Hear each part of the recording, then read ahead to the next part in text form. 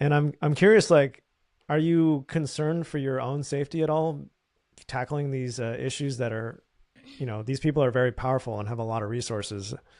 Are you ever concerned about your own personal safety?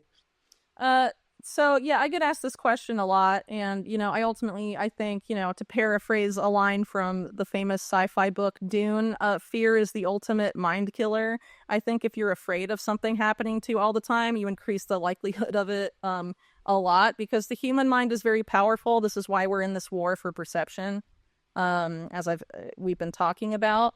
And if you give into these kind of perceptions of fear and mortal harm and all of this stuff, you're more likely, I think, to manifest it personally. And I think a lot of what we're fighting isn't just a war for perception. Ultimately, it's a war for our minds, but also our souls. And I think, in that sense, it's a spiritual war. And I don't really, I think fear is the ultimate tool that benefits them instead of us. And so I think the best way to really live is to do what you do and what fulfills you and what makes you happy, and not really worry about elite retribution. Because then you just will be stopped from living your life and doing what you want to do and maybe what you're here to do, because you're so concerned about something that may happen that hasn't happened. And that's actually how the elite think. That's why they want pre-crime and all of this stuff. They're constantly concerned about risks that haven't manifested. And we don't need to think like that. We should not think like the elites think. And I think there is an effort sort of to make us think like them.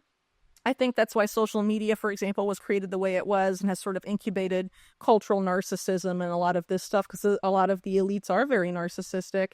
And I think social media as a phenomena has made society a lot more like them than maybe it was before.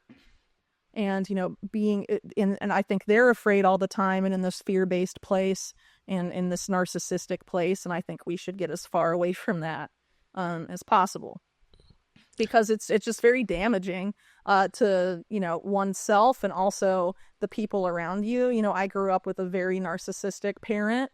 It was very negatively impactful on my life and on my siblings' lives. And it's definitely something that is, it's like energetically vampiric. And it's not, who wants to be that? And so I think the more we can sort of get away from that type of mentality, I think the better off the future world will be. And I think, that there's efforts to sort of embed those tendencies in people. And I think it happens more with people when they use social media much younger and don't really realize how they're being sort of manipulated and made how those tendencies are being normalized to them, and the idea of creating this like false self that isn't really the real self and the self you want to project to others. I think a lot of that is sort of like preparing people for some, the metaverse crap and all of that ultimately. And so, I think social media has played its role as, in distributing information to an extent, but I think it really is a major weapon against us, and that we should consider using it as little as possible. And so if you're interested in following either my work or, your work or, anyone's work online, try and go as much to the direct source as possible. Take out these social media middlemen. You can go to my website, Unlimited Hangout, and sign up for our newsletter. That way you can get all of our content without ever having to worry about social media manipulation or censorship. Again, you can set up RSS feeds where you put in you plug in all the websites that you want to follow, and it generates a news feed that isn't manipulated by anyone but you.